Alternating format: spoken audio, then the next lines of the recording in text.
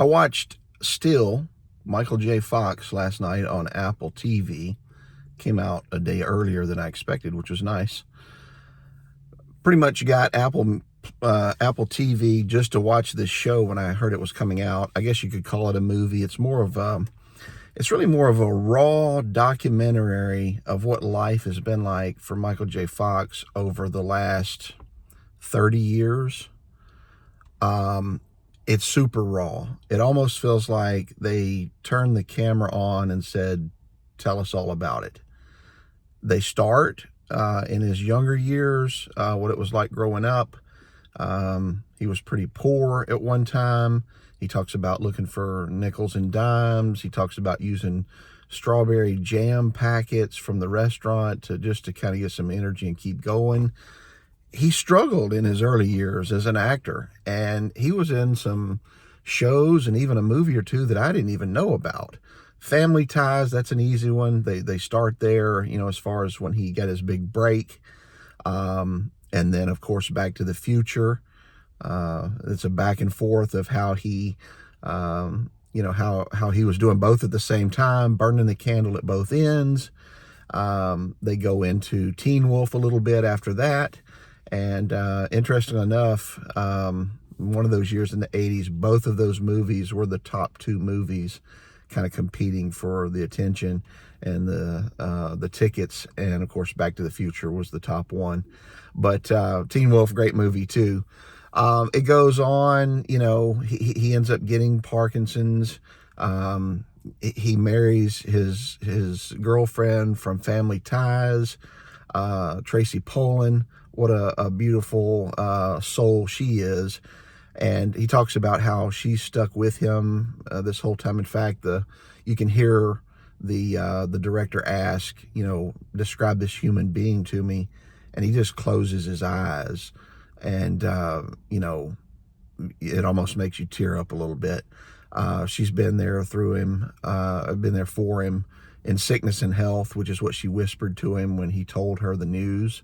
But when you think about the title of this documentary, Still, in my mind, I thought it meant he's still Michael J. Fox. And he is. And it's kind of a double entendre because, there's this, I guess, a juxtaposition of his earlier life and his fame when he has it all. And then it goes back and forth between that and what really it's been about 30 years that he's had Parkinson's, and a lot of people just, me included, everybody didn't know about it except his family until later when he announced it. But he was still dealing with that. The whole time he was filming Spin City, the series that was on, I think, in the 90s, he had it then. And he was able to cover it up. He started taking some kind of medication. I don't know what it is. I don't think they ever really said. But they show that he was constantly, almost hourly, popping pills. And you can see, even in this documentary, there are times where he's able to talk almost normally. And there's other times where you're like, wow, it looks like he needs some medicine now. It looks like the medicine ran out. And he even says that on camera. He's like, I need some more pills right now. And he starts shaking. So the still part is a physical term describing this movie too. Such an energetic young man. They show, in all the movies, how he's running around, how he, can't be still and just full of life. And now he still wants to do that, but he's unable to. And somebody who had it all is now in a position where he cannot walk down the street without falling down a lot of times. And that was another thing that surprised me. You don't realize it, but we pretty much only seen him from the waist up recently. And when I say recently, I'm talking about the last 30 years. There's not a lot of video of him walking around. And you see that in this movie with him working with a therapist. And it's a bit of a shocker because he cannot walk very well at all. It looks like he's going to fall down any minute, just walking normally. And he's walking too fast. His therapist, physical therapist, and other people be like, slow down, slow down. And, he still is Michael J. Fox. You can see it behind his eyes. The humor is there. The interviewer even says something about that, how like, hey, I can tell you've got one of those one-liners waiting for me behind those eyes. You just can't get them out of your mouth. And he cracks a few jokes in this. But it's very good. It's about an hour and a half. If you watch Family Ties, I think you'll enjoy it. It talks about, how he starts drinking heavily over the years. Just, I think, kind of being in that limelight and that lifestyle of being at the top. He let that get to him. Even called himself an alcoholic. And they don't necessarily reference that was part of the Parkinson's disease. I don't know if alcohol causes that or not, but they don't really reference that being the issue. I know it has to do with the brain, a brain disease, but he doesn't, he's a fighter for sure. And the Alex P. Keaton it comes through in Michael J. Fox, who, by the way, his original name was Michael A. Fox, and he changed it to Michael J. Fox for his acting career. But again, I mean, his wife is just solid as a rock there for him.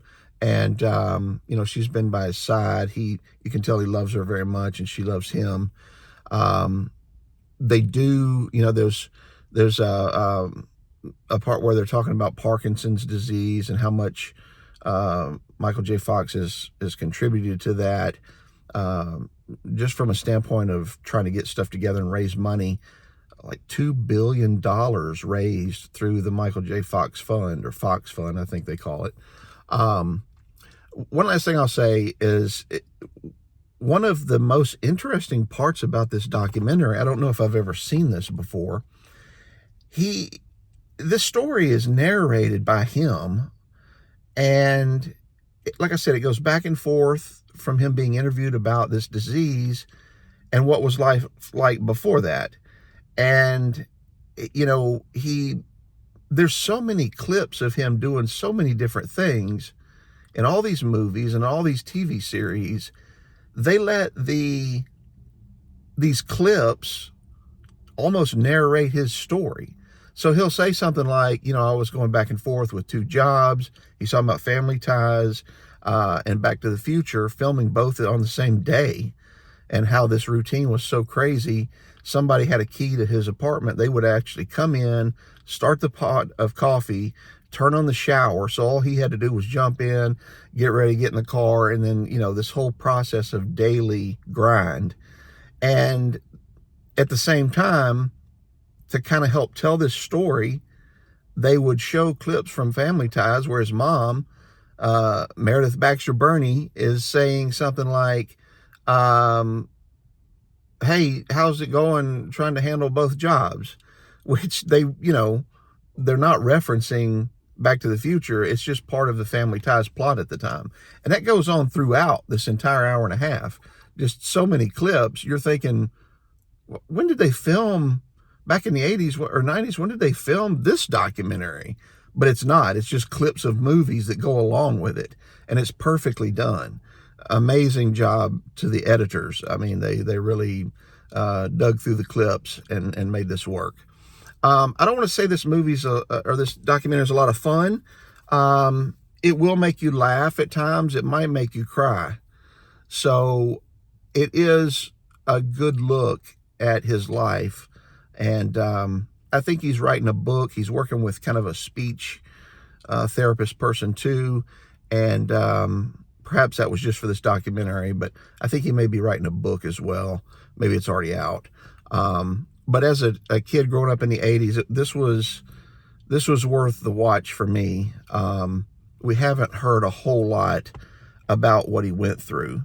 And, you could even see in some of those Spin City episodes that he's struggling. They'll show some clips, and he does things to kind of hide it.